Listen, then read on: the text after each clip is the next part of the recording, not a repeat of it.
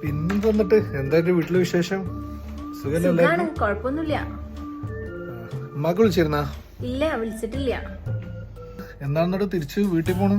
എന്റെ വീട്ടിക്ക് ഞാൻ ഇപ്പൊ ഇങ്ങോട്ട് വന്നിട്ടല്ലേ ഉള്ളു അജിക്ക. കുറച്ചു ദിവസം കഴിയട്ടെ.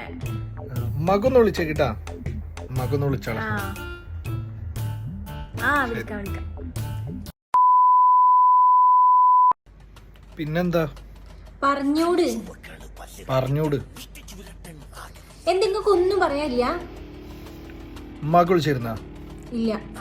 നിങ്ങളെ ആദ്യം എന്റെ ഉമ്മാക്കൊന്ന് വിളിക്കേ. നിങ്ങൾ എന്റെ ഉമ്മാക്ക് തീരെ വിളിക്കലില്ല.